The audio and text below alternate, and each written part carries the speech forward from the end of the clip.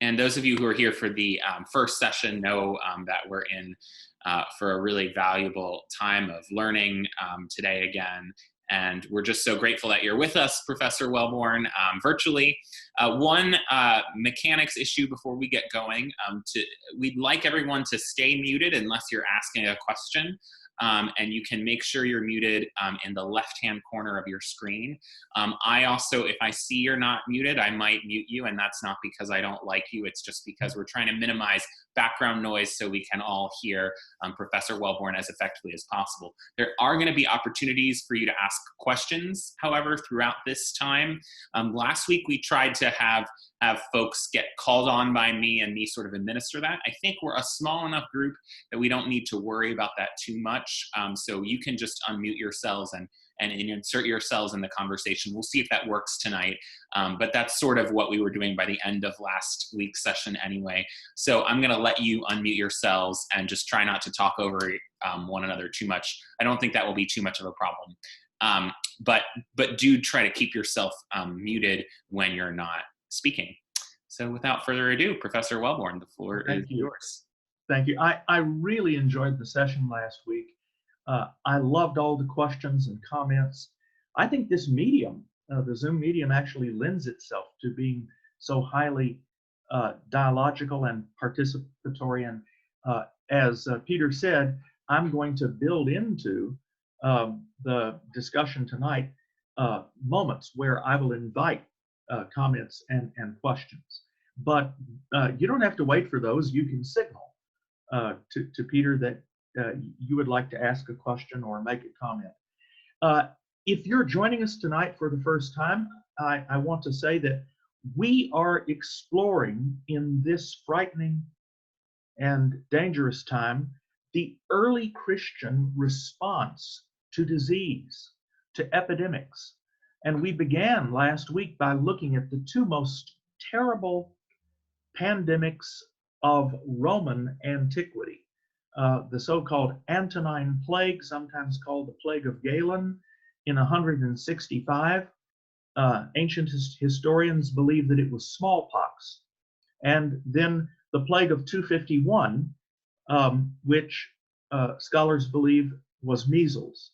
And what we discovered last week by comparing text from Thucydides and Marcus Aurelius on the one hand with the pastoral letters of Cyprian of Carthage and Dionysius from the city of Alexandria, two Christian bishops on the other hand, we discovered that the early Christian response to disease epidemics was different in some crucial ways from their non-Christian neighbors.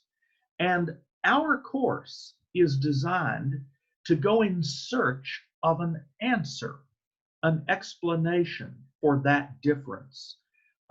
Last week we discovered that how you respond to the crises, the situations of life, depends upon what you believe.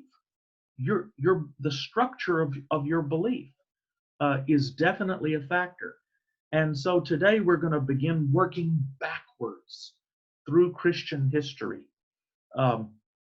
After a brief tour of the Temple of Asclepius in the city of Epidaurus in Greece, we're going to turn to the Epistle of James, chapter 5, and to the second letter of Paul to the Corinthians, looking for the source, the foundation for the early Christian response to disease.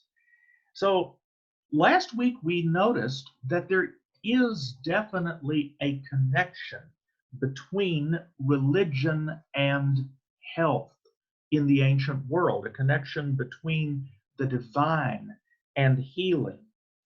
And that is partly because medical science, of course, was still in its infancy. I don't mean to disparage the great Hippocrates or Galen, who left many medical treatises, but the existence of bacteria, the existence of viruses, was simply unknown in the ancient world. And even the best doctors uh, believed in uh, bodily phenomena that to us today seem incredible and outlandish. For example, Galen describes a condition that about which we will talk more actually next week, called the wandering womb. Even Galen believed that a woman's womb could wander about her body at certain times in her life. So, because medical science was so much in its infancy, when people were faced with a health crisis, they turned to higher powers, to the gods. And if you and I were able to take a virtual tour of the temple of Asclepius at Epidaurus in the Peloponnesus, what we would find is that the temples of Asclepius attracted the greatest number of worshipers of any temple, any kind of temple in the ancient world. More suppliants came to those temples. And what was it that drew them there? Clearly, it was the search for health, the assumption that the god was able to heal.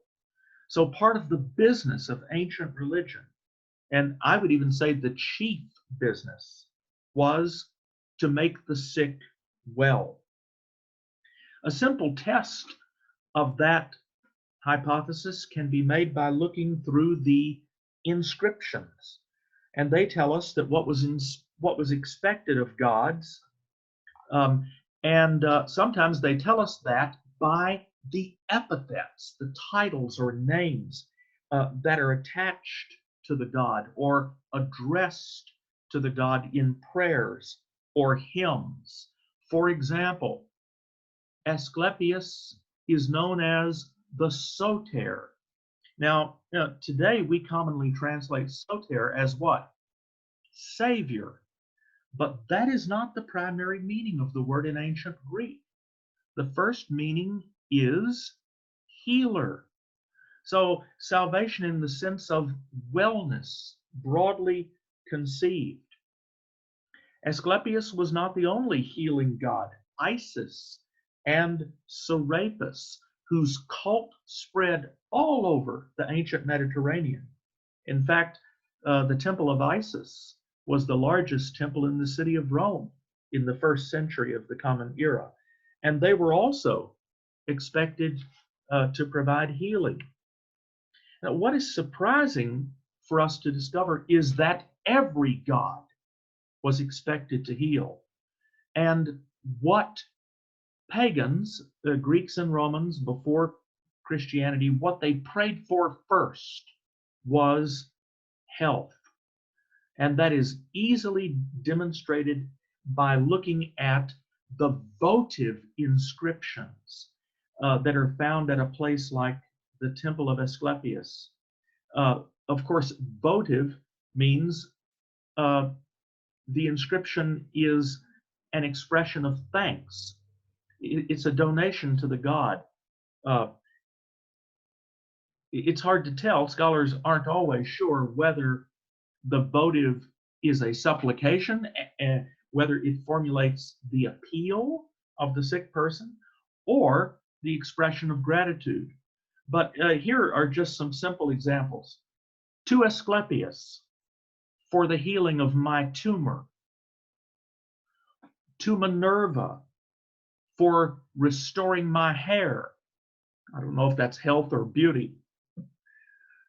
To Leto, that my wife may bear a healthy child. In our session last week, one of the members of our class mentioned having visited the Temple of Asclepius in southern Greece. And one of the visitors there in the ancient world was the author of a description of Greece. His name was Pausanias. and he visited the city of Epidaurus in 170 CE. And what he found were hundreds of remarkable inscriptions of medical case histories. For example, he described one in which a man came to the shrine of Asclepius suffering from crippled hands, and, quote, seeing the tablets in the sanctuary, he disbelieved the cures, and he somewhat sneered at the inscriptions. But going to sleep, he saw a vision, and when he awoke, he found himself healed. Or here's another, recorded by Pausanias. A man who was transporting fish from the eastern coast of the Peloponnese to Arcadia. And in a prayer, he promised 1/10 of his profit to Asclepius from the sale of the fish. But he did not fulfill that promise. And so a fish suddenly bit him. He returned to the temple of Asclepius, was healed and blessed.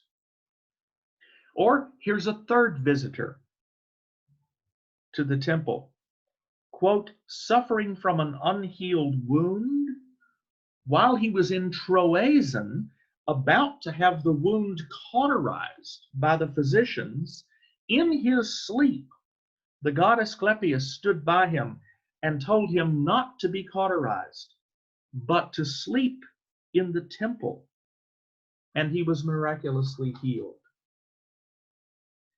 Here's another from the 2nd century CE. It's very typical.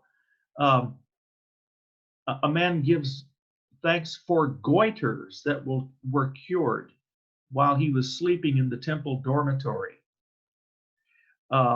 Another inscription from the 2nd century for the healing of ulcers. And the healed person is told by the god to publish the account of the healing as part of the cure. Peter, I think that gives new meaning to the dictum of publish or perish. The inscriptions that tell of healings in these temples were set out in front of the temple so that they could not be overlooked. And wondrous accounts of these healings were strung together as you walked down the path. In fact, the temple at Epidaurus employed a group of people called exegetes, whose job was to sit and talk to visitors to the temple and to explain what they saw all around them, to interpret the text, the frescoes, and the dedicatory statues, the inscribed bases, and the paintings showing the healing that were most often found in stoas where the rain and sun could not spoil them. And what all of these documents proclaimed is the language of a wide range of people. And they are powerful testimony to the popularity of healing shrines. Epidaurus is only the best known of these shrines. Pliny the Younger describes a little out of the way sanctuary deep in the Apennines in Italy.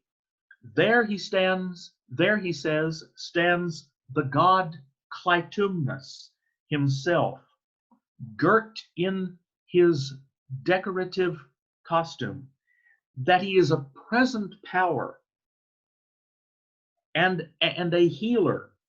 The oracular responses show.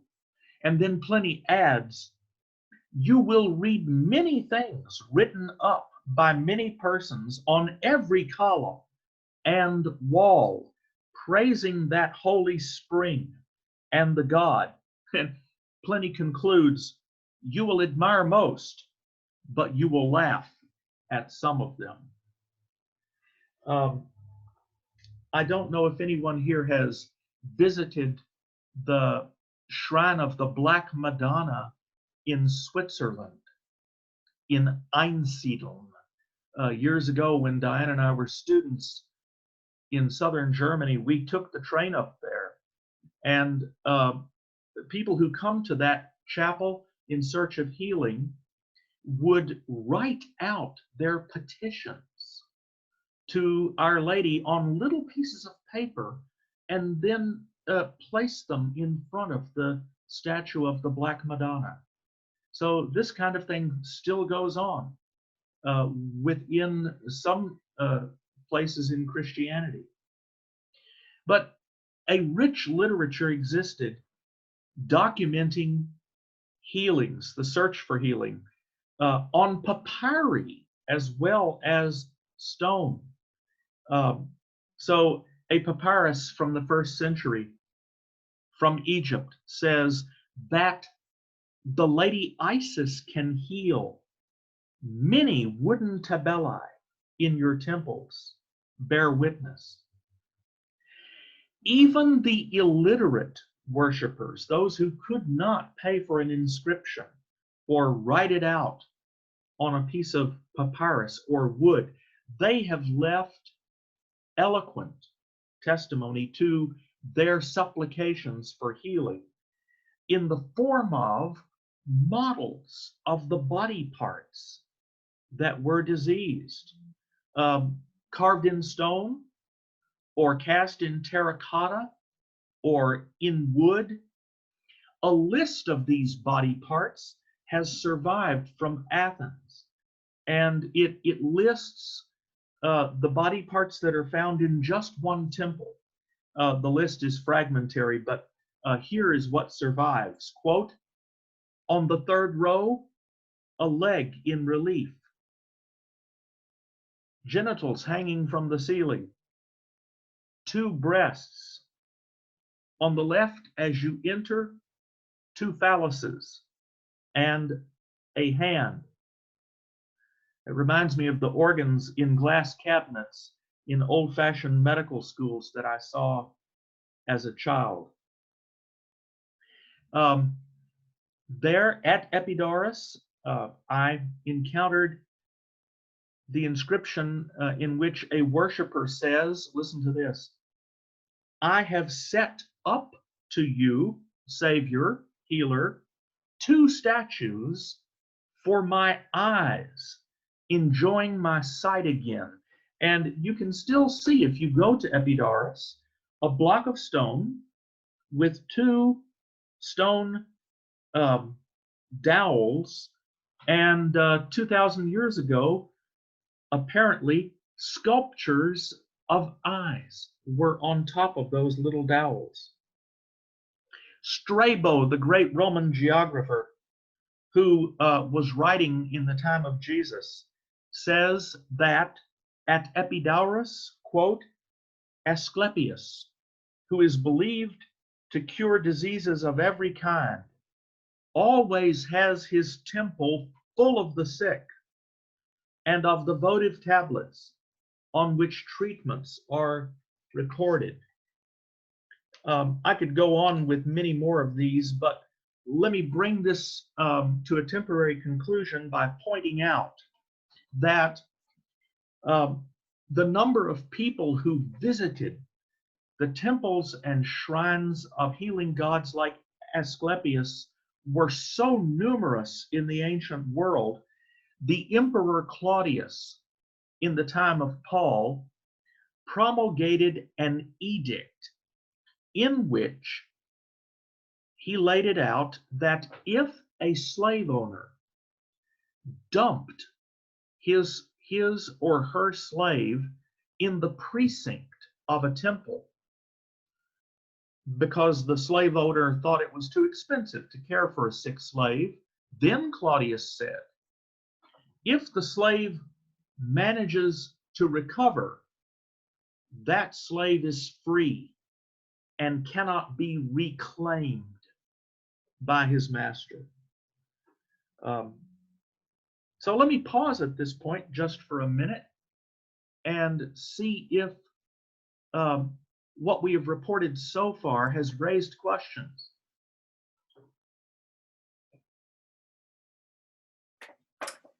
Larry, Robert Gathau here. As you describe both the prayers that are there and some of the genital adornments in Yes, the yes. temple, was there a sharp distinction between fertility cults and these temples that you were describing?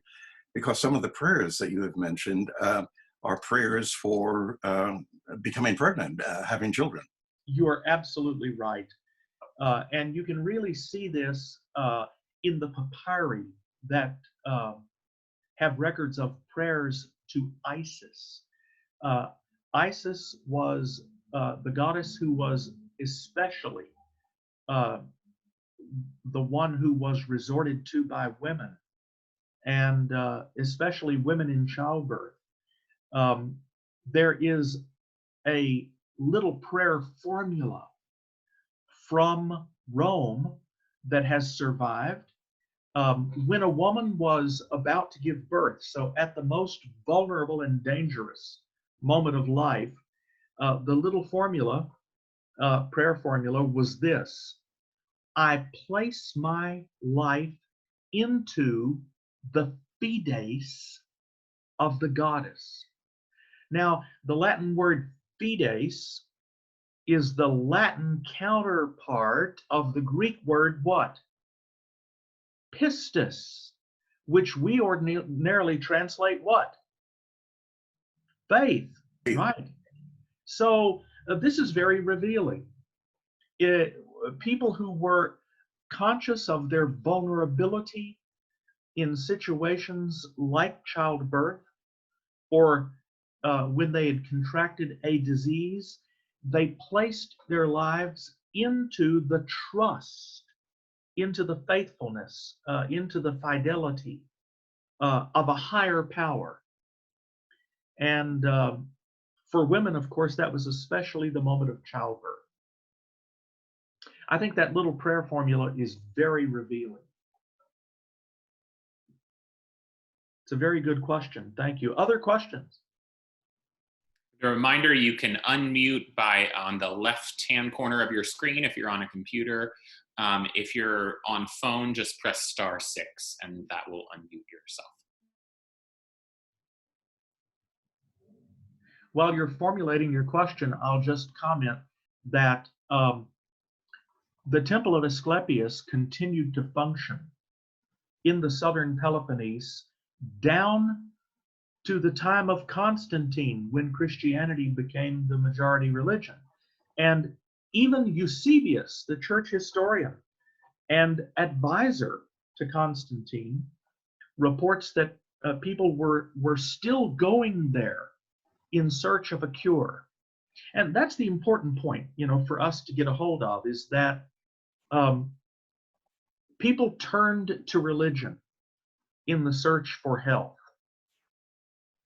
Something that I would like to underline is that in the inscriptions that survive at ancient temples, there is something painfully individual and private about the search for healing from the god. I don't know of a single inscription in which a community is involved. So individual sufferers traveled in search of a cure, and they sought to enter into a personal relationship with the god.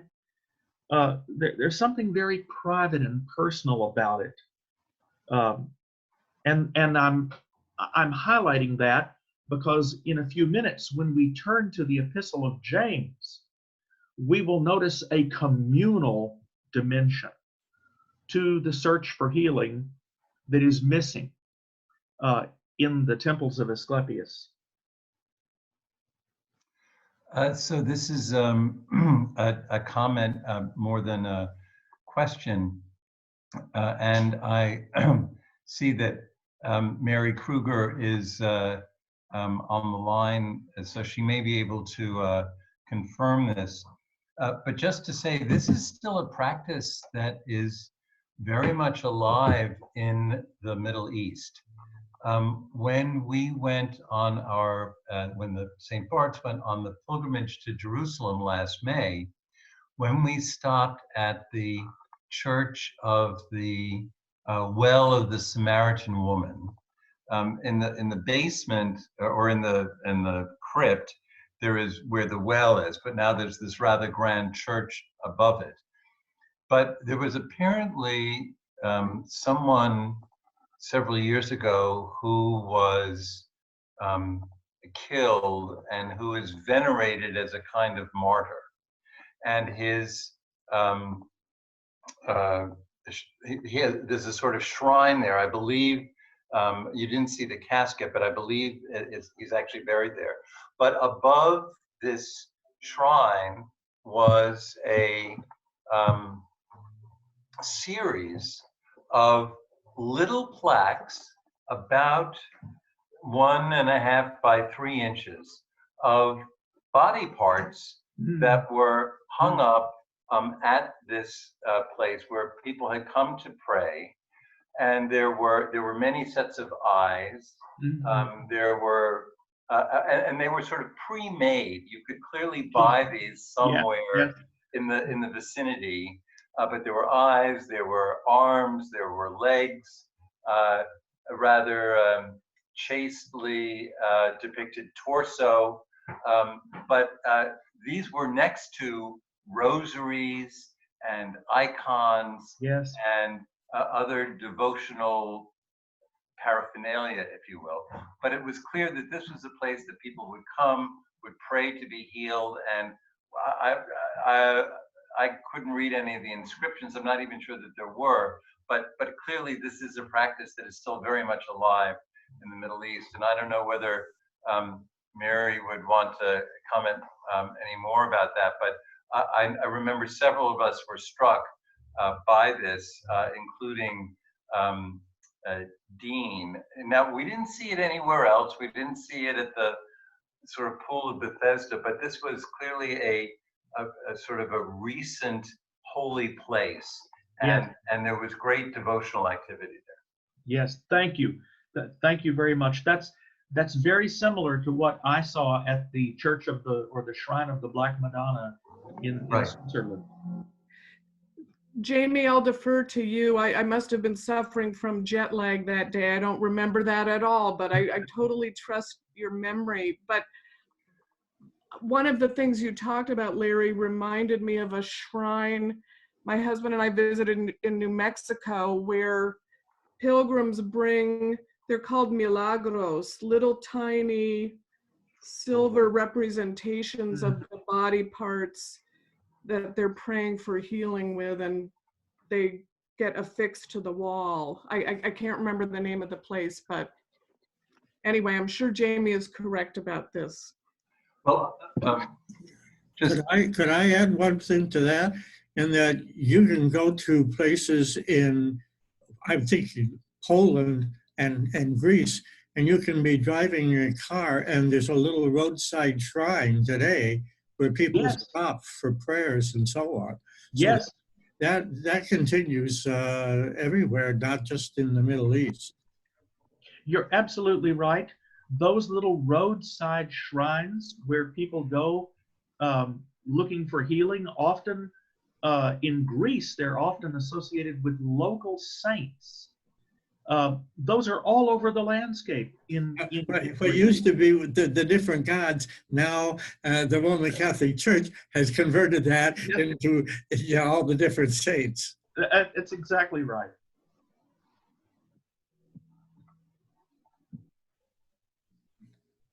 Any other questions? Let me make one more comment about the search for healing through contact, through personal contact with the divine. I've already highlighted the personal nature of the search. And it's very easy to understand that. We can relate to that.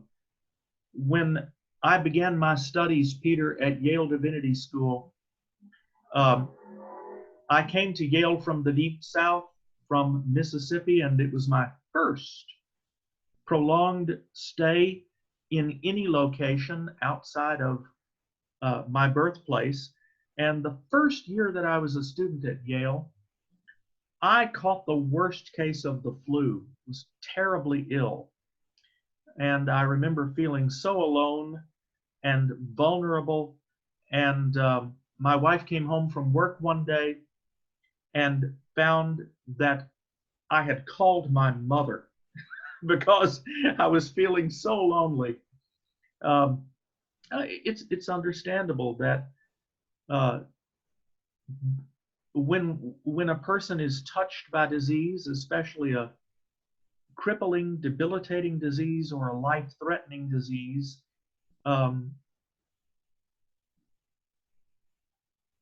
the mortality of the individual looms so large. The prospect of dying alone. And you can see that very much in these ancient temple inscriptions. And let me make one more observation here. In order to go to the temple of Asclepius in the Peloponnese, or the temple of Isis in Rome, or any of the temples of healing around the Mediterranean, you had to be able to travel. And travel in the ancient world took resources. It took money. The most extensive account that we have of a search for healing in antiquity are the so-called sacred orations of Apuleius. His last name is Aristides. And you can read them online. Long descriptions of a person who sometimes by historians is called a hypochondriac, and by others he is referred to as a brain-sick noodle. But he traveled the whole Mediterranean from temple to temple looking for a cure in the 2nd century AD. And his resources for that kind of travel were enormous. In a few minutes, we're going to turn to the search for healing by humble people, working people, ordinary people. That is to say, the first Christians who did not have the resources to travel and who didn't even have the money to pay doctors.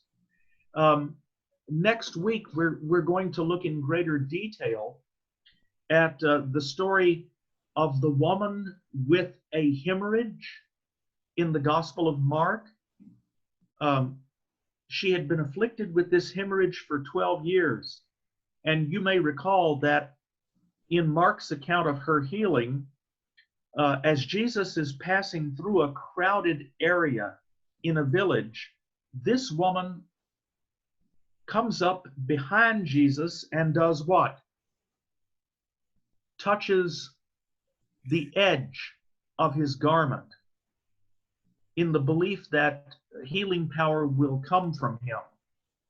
And when Jesus turns around and inquires about the woman, do you remember what she explains?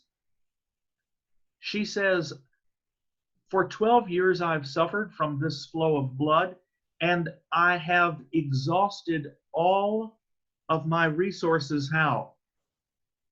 With the doctors. So as long as she had resources, she turned to the doctors. And it was only when she had nothing left, when she was down and out, that she turned to a charismatic rabbi, Jesus of Nazareth. So social class was definitely a factor. Anyone who has visited Epidaurus today, I'm sure, comes away with the impression that the temple of Asclepius there was more of a spa than a hospital. In fact, it has a theater, it has a racetrack, and beautiful tree-covered, tree-shaded parks where people can walk and enjoy the cool of the day. May I add something to that? In Please. that, well, the temple of Asclepius is not there. There's some rocks in the ground That's that show you it was a circle. And actually, the people didn't go into the temple immediately. They went to the shrine outside, and then the priest would take them into the temple. So That's there's not much left. People go there now for that great theater at Epidaurus, the one great that is continually kept up and where they have concerts and plays in the summer. It's amazing. You're absolutely right. The theater there is incredible, isn't it? Mhm. And it is still used. Oh yeah.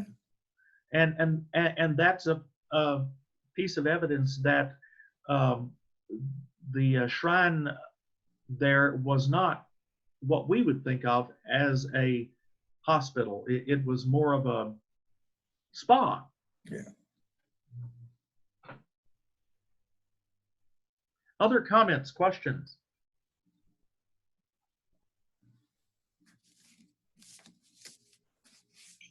This is Richard. I have one question.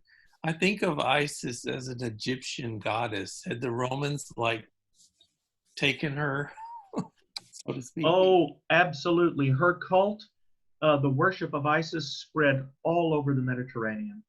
Her temple was actually the largest temple, in terms of the space of the shrine in the city of Rome at the end of the 1st century. Has anyone in the class had the opportunity to read a late 1st, early 2nd century novel called The Golden Ass, or it's sometimes known by the title The Metamorphoses of Lucius Apuleius? It's about a man from North Africa who began to dabble in magic and was transformed into an ass. And it's a wonderful, raucous novel. But at the end of the novel, he comes to Corinth, to the city where Paul had preached. And he arrives there at the time when a festival of Isis is being celebrated. And it is actually Isis who heals Lucius Apuleius and transforms him from an ass back into a human being. And so he joins the religion of Isis, has himself initiated. And after the first initiation, the priest says to him, "Oh, that's not enough. You need to travel to Rome and be initiated a second time." And so Lucius Apuleius has to come up with the money for a second initiation. It's a wonderful novel, full of little vignettes of life in the ancient world. And it documents the spread of the cult of Isis, Isis the healer, all over the Mediterranean. It's the same in a 1st century folk book, the Vita Aesopi, the life of Aesop. We know the fables of Aesop, which are very famous, but actually the life of Aesop was popular in the ancient world. At the beginning of that life, Aesop is deaf and dumb. He's a deformed slave, cannot speak, and Lady Isis appears to him with the muses and looses the bond of his tongue and opens his ears. And so then the rest of the life of Aesop describes how this slave is actually more quick-witted and intelligent than his master. But it's Lady Isis who heals him.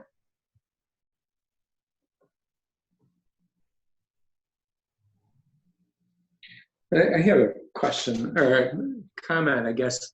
I used to live in Cleveland, and the Cleveland Clinic is the largest employer in Cleveland, and people come from all over the world, and it strikes me that it's a kind of a modern temple of Asclepius. Yes.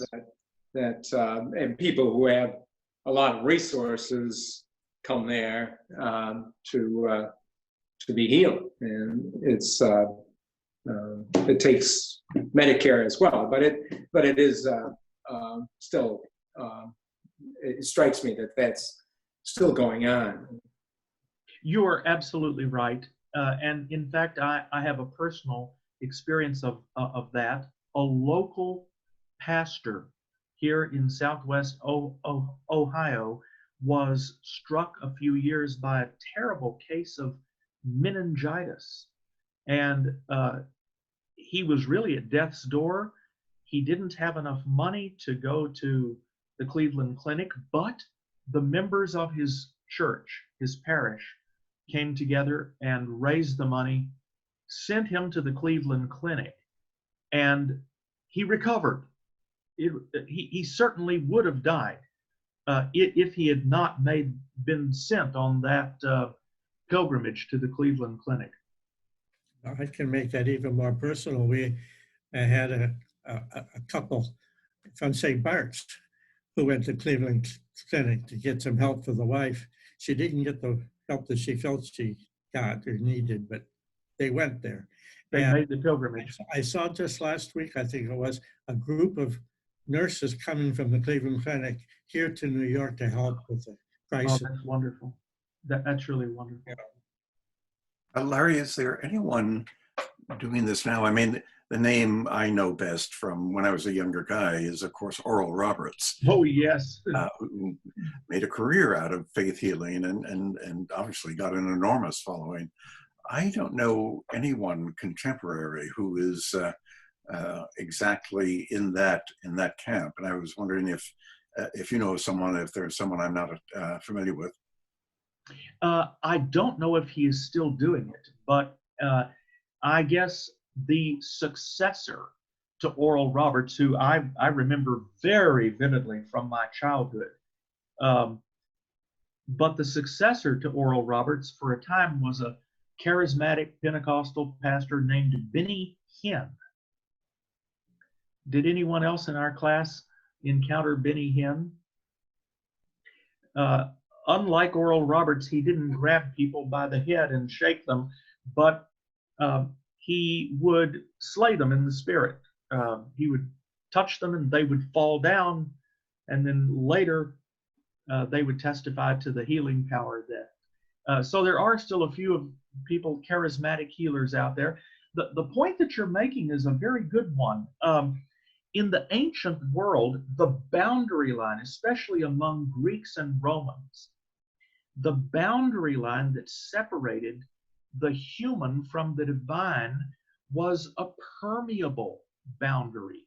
So you had figures like Alexander the Great, who were thought to be divine. The Roman emperor was, in the case of Augustus and Julius Caesar, deified by the Senate after death, but later emperors like Caligula and Nero and Domitian promoted the idea that they were gods on earth. And you can see how this played itself out in the case of Vespasian, the emperor who, with his son Titus, destroyed Jerusalem and the temple.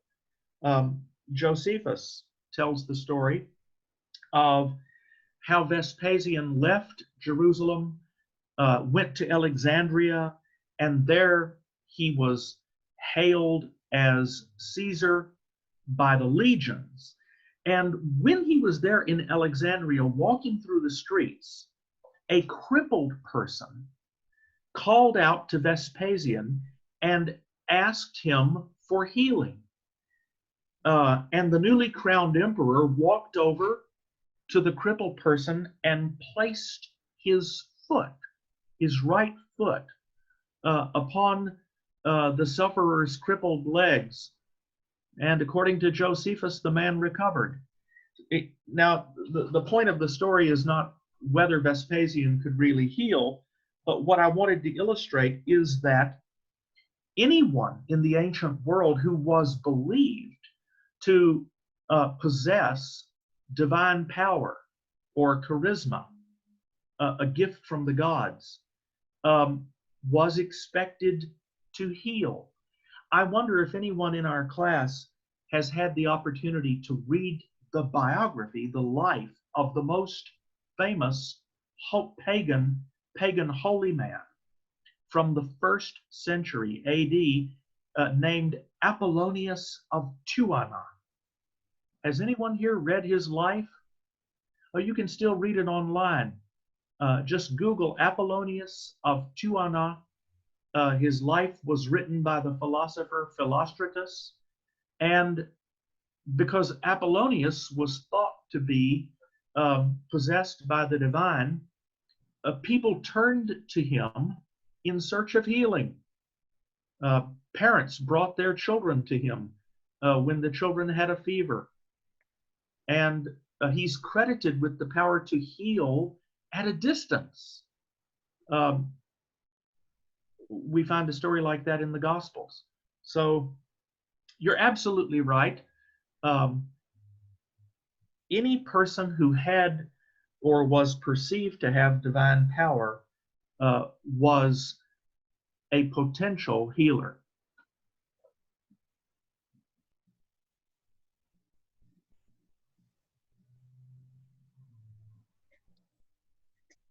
Peter, I think someone else is signaling. So, are we ready to move on to the next part of our class? Yes?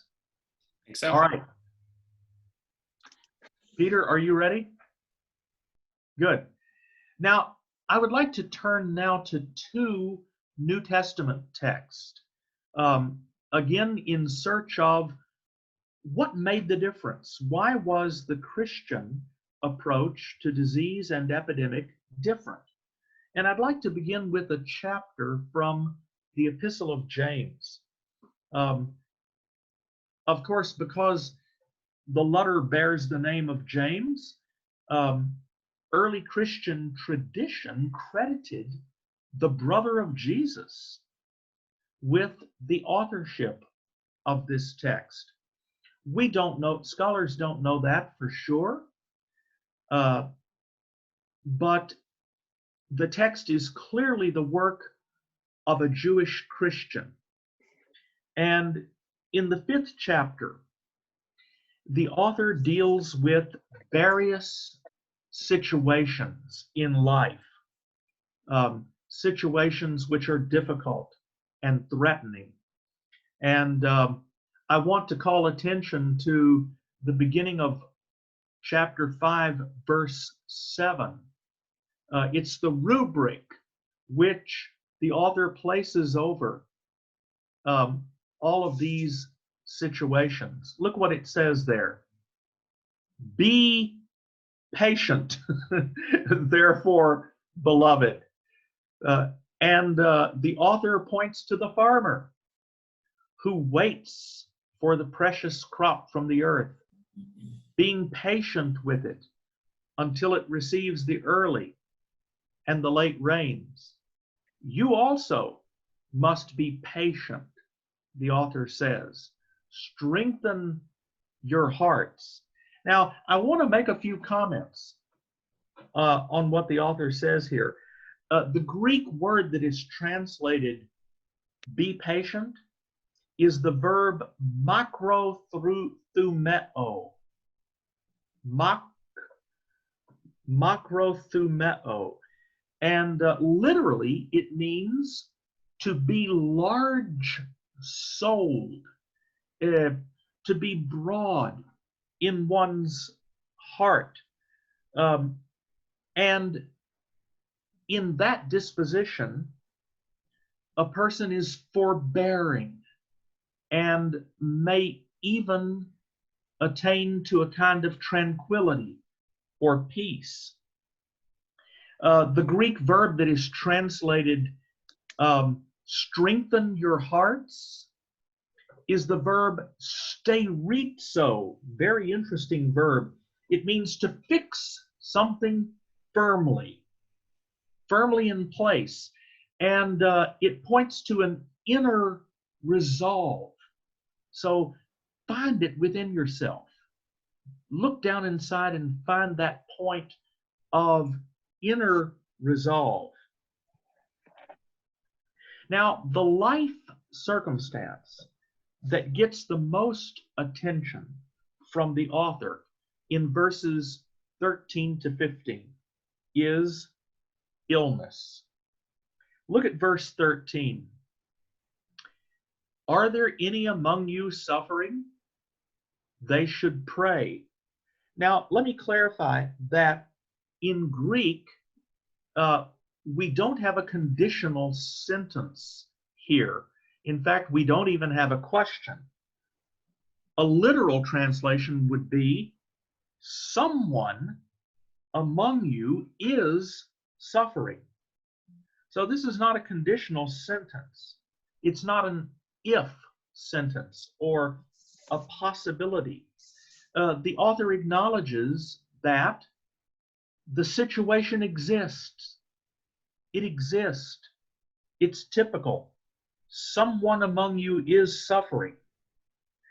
The Greek verb that is translated suffering here is the verb kakopateo, which means literally to feel bad or to feel poorly.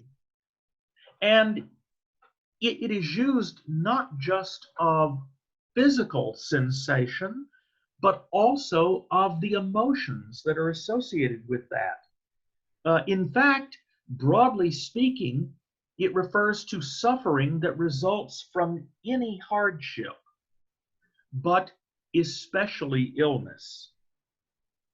So, someone among you is suffering. Let him or her pray. Now, what I want to highlight here is the importance of prayer. Prayer as the response to suffering.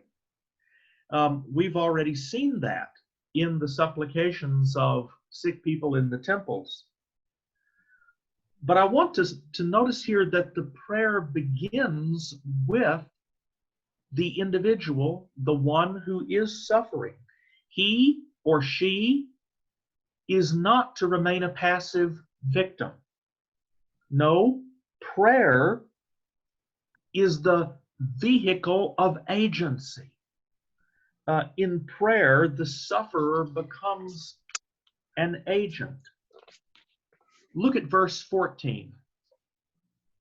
Someone among you is sick. That would be my literal translation. Now, again, the verb that's translated is sick is the verb astheneo, which describes literally a debilitating weakness. And it is used in ancient Greek of a wide variety of diseases. It's also used to describe any personal incapacity, what we would today call a disability. And it also denotes the weakness that results from fear of sickness.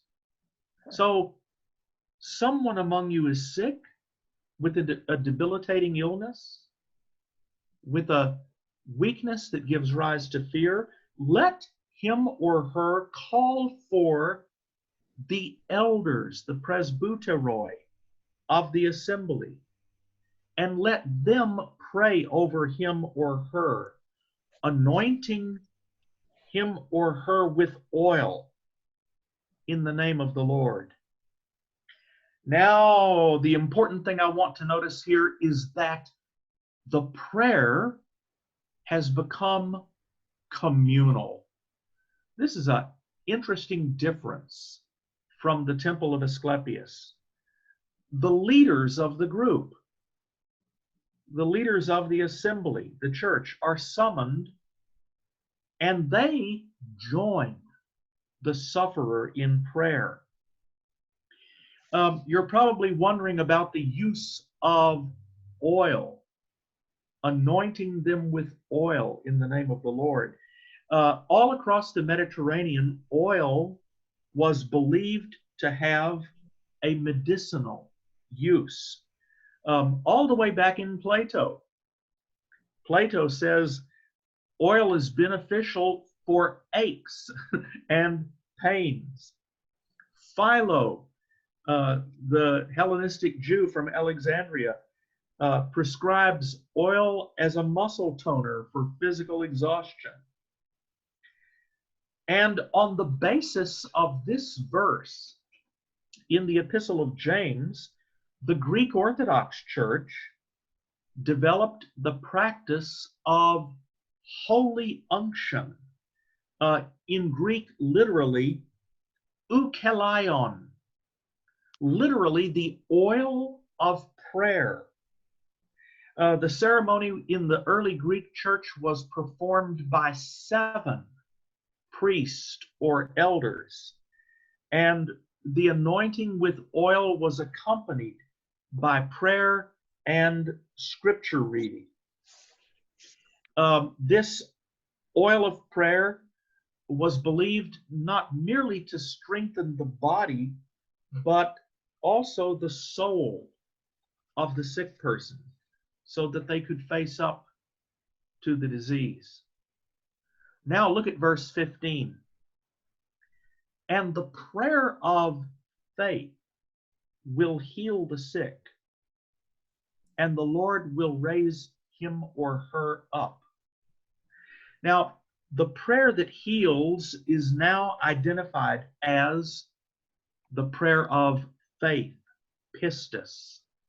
And I want to make clear here that living as we do on the other side of the Enlightenment, on the other side of Descartes, who drove a wedge between the objective and the subjective, we are tempted to think of pistis as belief, a subjective mental attitude. Do you believe in Santa Claus and so forth? But that's not what the word means in Greek. The word pistis would be better translated trust, complete reliance upon the faithfulness of God. We saw that, didn't we, in the little prayer formula that women used at the moment of childbirth. I place my life into the fides, the faithfulness of the goddess. Now, I find it interesting that here in verse 15, anyone who has the power of pistis, of trust, can heal the sick by prayer. I want to point out that the sick person here is denoted by the word kamnon. So it's a different word than asthenes. Kamnon is a very poignant word. It describes someone who is hopelessly sick, who is wasting away, who is weary and fatigued by their illness. In fact, the word is actually found on tombstones to describe people who have died. Now, at this point, I want to observe that the Epistle of James gives no consideration to the possibility of failure. The prayer of faith will heal the sick. And finally, look at the end of verse 15.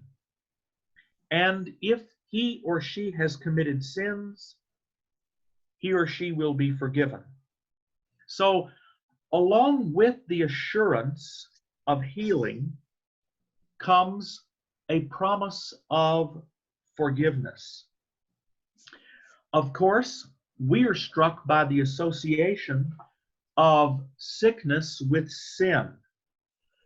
But I want to point out that in this text, and as we will see next week in the Gospels, the sin is not viewed as a moral failure. It's not a sin caused by a vice or some kind of immoral behavior. Rather, the sin is understood to be a broken relationship with God. So the sin is a rupture in the relationship with the divine. Now, this association of sickness with alienation from God was widespread across the ancient Mediterranean, and you even see it in Judaism. Members of the class are probably recalling that passage from the Gospel of John, chapter 9, where Jesus is supplicated by a man born blind. And do you remember what the disciples asked Jesus, Rabbi, who sinned, this man or his parents, that he should be born blind?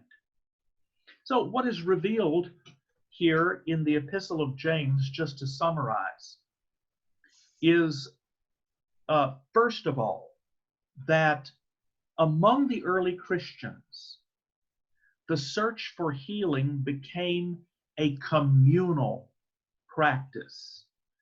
The circle of people involved in bringing about health is broadened. There's nothing here about the lonely search of an individual for a personal relationship with the God. No, the leaders of the community, the elders, are summoned. They come to the home of the sick person. They pray with that person and anoint the person with oil. And underneath that, even deeper, is the belief that the prayer of trust, the prayer of anyone, not just the elders, not just the leaders of the church, but the prayer of anyone who trusts in God has the power to heal the sick. And finally, of course, there is the association of sickness with sin. And the assumption there is that when a person is in a right relationship with God, that person will enjoy health. And sickness then is a symptom of a rupture in the divine-human relationship. That was a widespread belief across the whole Mediterranean, found even in Judaism, and as we see here in early Christianity. All right, again, let me pause. I'm sure that this text has raised some questions in people's mind or will provoke some comments. Please. I'd love to ask a question. I am curious. I'm more aware than ever. Historically, Christians have offered prayers for healing with laying on of hands and anointing. Yes. And of course, in this time of sickness, we're not able to do that because of the fear of contagion. And I'm wondering, over time, if you're aware, either because of this text or other developments in Christian history of how awareness of disease, of the contagiousness of disease, of contagion, has affected thoughts about healing, prayers for healing, anointing with oil. Right, it's a very good question. Although no one in the ancient world, not even the most well-trained doctors like Galen, no one was aware of what a virus was, but there was clearly an understanding of contagion and a practice of quarantine. And we saw that last week. Do you remember in the letter of Cyprian of Carthage, Cyprian said that the best among us who went into the homes of the sick and provided just ordinary nursing care. Cyprian says they took the disease of others upon themselves. And often, Cyprian says, the sick recovered, but the nurses, those who ministered to them, died. So Cyprian has an understanding of contagion. And he doesn't have the idea that we have today of what's called the herd immunity, but he clearly has an idea of contagion.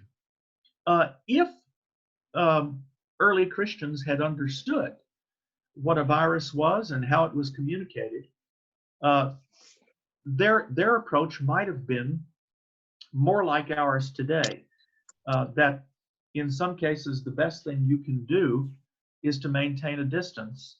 And if you do rush in to help, make sure that you are appropriately resourced and that you don't infect other people or don't spread the infection.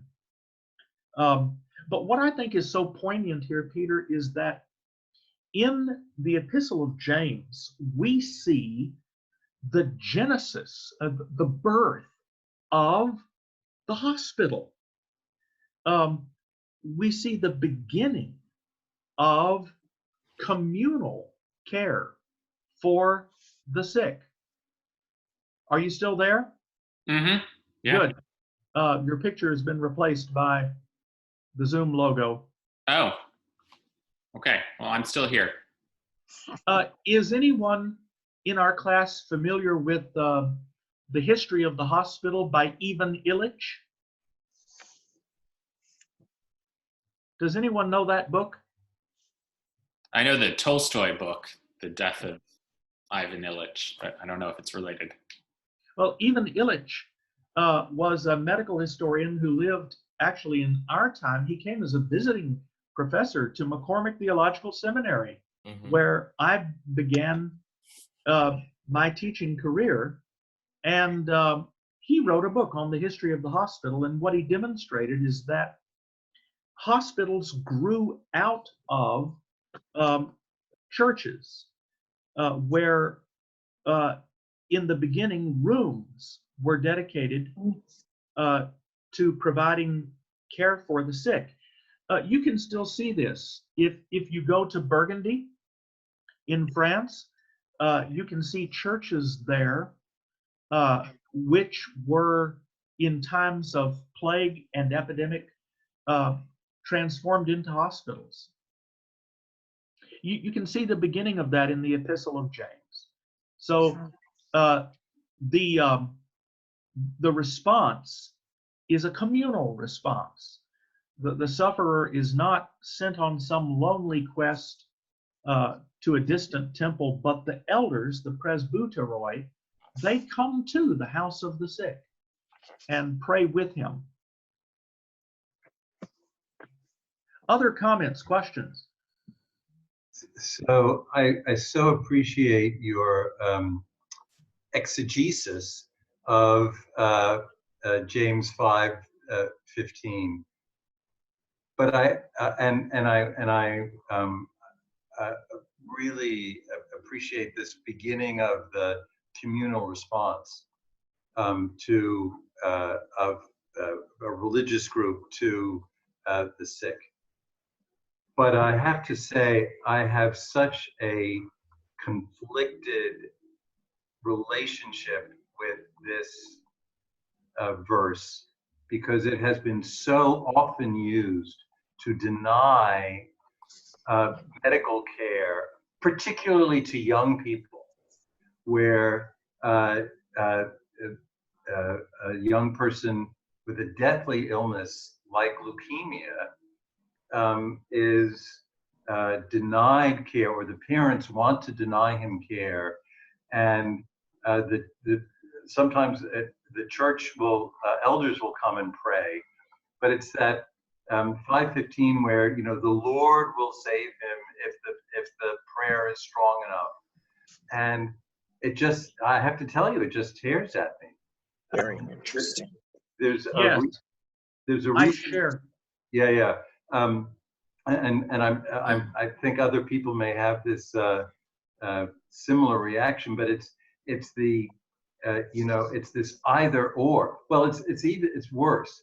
If we get medical care, it means that we don't believe enough, and that our prayer isn't strong enough. And it's this. I can't believe that that's what was intended. You've now given a wonderful, much more hopeful interpretation of it.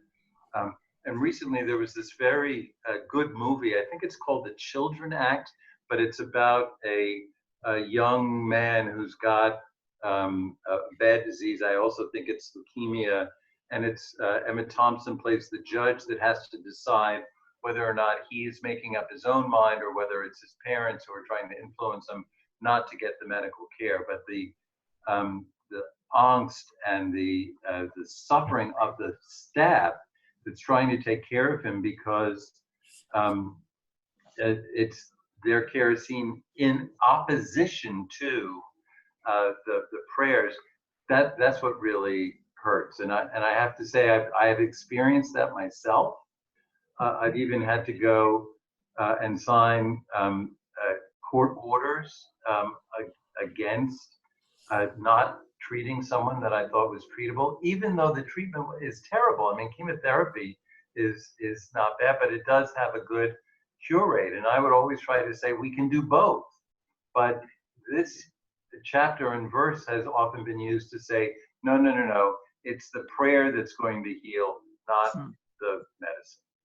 Yes, I completely share your agony and frustration. And even if you and I could understand that this verse has been misinterpreted and twisted, nevertheless, people appeal to it. And one of the most painful memories of my childhood, when I was about 7 or 8 years old, a little girl in my class at school died because her parents would not take her to the doctor because they believed that a faith healer in their Pentecostal church could heal her through prayer. This is tragic and heartbreaking. And even if this idea is based upon a misinterpretation of the text and a twisting of the text, it still makes this verse painful. The other problem with this verse, this passage, that has to be acknowledged, I think, as a limitation in understanding, is the underlying assumption that sickness is associated with some kind of rupture in the divine-human relationship, and that if you are right with God, you're going to experience health and wellness. And in the short time that remains to us tonight, I would like to direct our attention now to a breakthrough in understanding that I believe is to be found in our second scripture passage for tonight, and that is 2 Corinthians chapter 12. And I would like to focus on verses 7 through 9. Peter, are you able to put the text up on the screen? Hello? Yeah. It should be up now. Good. So this is the famous account of Paul's prayer for healing. Let me put it in context. Paul's apostleship had been called into question by critics at Corinth. And their argument is that Paul did not manifest the signs, the semia of an apostle. He is weak. He appears to be foolish. He's a poor public speaker, doesn't have much charisma. And evidently, among the faults which Paul's critics found with him was the fact that he suffered from what Paul himself here describes as a thorn in the flesh. New Testament scholars have speculated for generations about the nature of Paul's illness. Some scholars think that it was a form of epilepsy or some childhood neurasthenia. Others believe that the illness related to his eyesight, because in the epistle to the Galatians, Paul reminds the Galatians that when he was with them and became sick, they did not despise him on account of that. And Paul continues, no, he says, you would have plucked out your own eyes and given them to me. So probably Paul's thorn in the flesh has something to do with his eyesight. In any case, I want to point out how painful Paul's affliction must have been, whatever it was. The Greek word that is translated thorn is the word skolops. And if you look it up in the Greek dictionary, you'll see that it does not, first of all, mean thorn or thistle. It is literally a pointed stake of the kind that was used in executions, that is to say, impalements. And look how Paul continues. He says that this thorn in the flesh, this stake in his body, was an angel of Satan, given to abuse me, Paul says.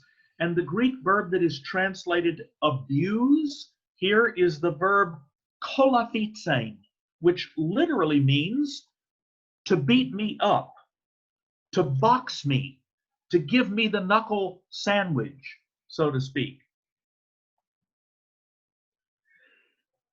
And then Paul acknowledges, he admits to his critics 3 times, I petitioned, I besought. The Greek verb is parakalein. There are numerous examples of the use of this verb in Greek text, some of the ones that we've looked at tonight that speak about the appeal of a person to God for healing.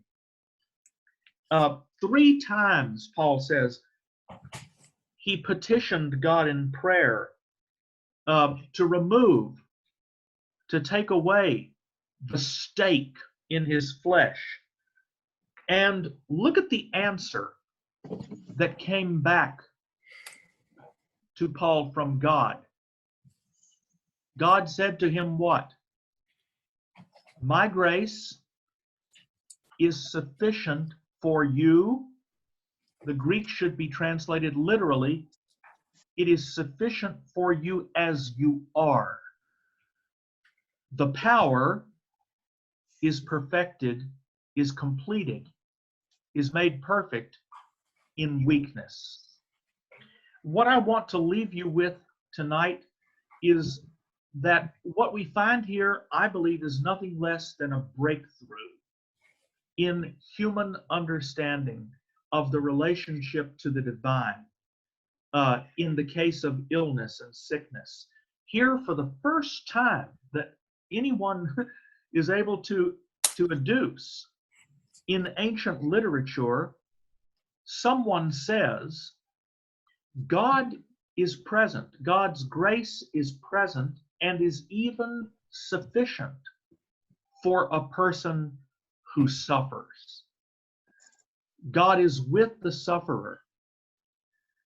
Sickness is no longer a sign of a rupture in the divine-human relationship. It's not a sign of the absence of God. And I have no doubt how Paul came to this breakthrough.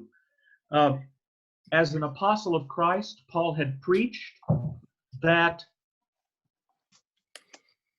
the message about the cross is the power of God to salvation.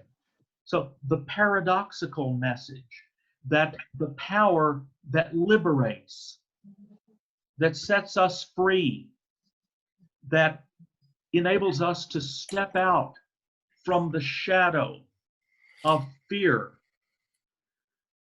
that power paradoxically is found in the message of the crucified Messiah. Meditating upon that, I would argue, in a moment of crisis, Paul appropriated the message about the crucified Christ as the truth of his own life. God's grace is sufficient for Paul. God is with Paul, present with him, not in the healing, but God's grace is sufficient for Paul as he is, with the stake that is in his flesh.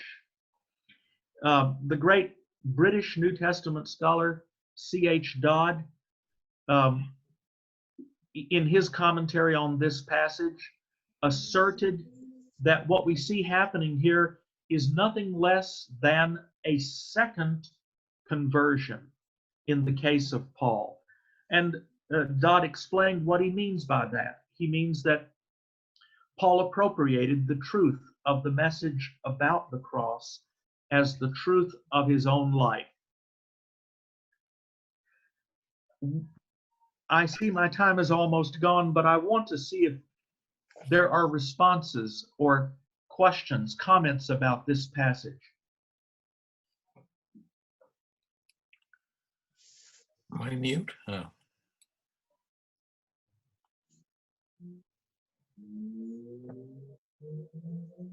Larry, I would just note, this past Sunday, Peter had set up for our forum a wonderful young woman poet, Cameron Dellum, if I'm remembering her name correctly. And she was discussing what we are going through now and people raising the question of why does God not protect us? And she quoted a priest who, Roman Catholic priest who had written, again, Peter may remember the book, I don't, but essentially said, God does not protect us from illness, from evil. He sustains us in the middle of it. And I just thought that was remarkable and so insightful. That's absolutely right. That's the truth. That's the truth to which Paul breaks through here for the first time in this text. I don't know of anyone who says anything like this prior to Paul here in 2 Corinthians. Peter, could that priest have been the great Henry Nouwen? It might have. No, Robert's shaking his head. I'll check it out. I'll look at the. It was Greg Boyle. Oh, Kathy's on the Heart. Boyle, yeah, the Homeboy Industries. Oh yes, that's really great. That's really great. The reason I thought it must be Henry Nouwen is because, as you all know, he left Harvard, he left Yale, left his academic positions and went and devoted the last years of his life to serving as a nurse, basically, in a hospital in Canada. Peter, I was fortunate enough as a student at Yale to have 2 classes with Henry Nouwen. Yeah, and Julian of Norwich says a very similar thing as we talked about last night. I saw that that Kurt had something to say, and I think you were accidentally muted yourself. You were on mute. So can you hear me now? Yes, we can. Okay, good. Just the fact that I've been sort of silently listening here. I'm a priest of this diocese, and for 24 years I was the head chaplain at New York Presbyterian Hospital. I don't do that anymore, but I do teach medical ethics with medical students. I've done for years. And a case such as the one that Dr. Ferrara alluded to is one of the things we do deal with in medical ethics with medical students. But safe to say, the issue with the paradox of the thorn in the flesh, the best description I ever heard, or the most convincing one about Paul's thorn in the flesh, was that it might have been the shingles. But whatever it was, it brought to light the very paradoxical character of the cross, which is precisely that condition that those people who make this kind of sort of automatic distinction between faith and unfaith, good and bad, if you're bad, you're sick, that kind of thing. It's precisely that which is missing from whatever theological training, background, or set of beliefs they have. And it's hard to get by that for a lot of people. But at least from my perspective, for the amount of time that I've done this, and I've been ordained a long time, this is one of the most important passages that one is ever called to preach on. I'm so glad to hear you say that. This has become a very important text for me. It structures the architecture of my soul. And look at how Paul concludes the passage. He says, so then I am content with asthenia, with sickness, with weakness, because when I'm weak, I am strong. Right. It's such an important insight. It's as profound as anything in early Christianity. I know our time is gone. Anyone who wants to read ahead with me for next week, we are moving back again to the Gospel of Mark. And I want to focus on the healing miracle stories in the Gospel of Mark and Mark's portrait of Jesus as a healer. What is so striking about it is the way in which Jesus constantly risks exposure, risks himself in the process of healing, and even seems to be oblivious to the possibility that he might be associated with a questionable social type. And I look forward to talking with you about that next week. Great. Thank you very much, Professor Welborn. Thank you all for being here. Have a lovely evening. Stay safe, stay healthy out there, and we'll see you here next week, if not before. Mm-hmm. Thank you so much. Thanks to everyone for wonderful comments and questions. Thank you. Thank you. Thanks, Larry. Thank you. See you next week. Oh, there's what you call it. Yeah, thank you. Bye, everyone. A lot of people. Bye.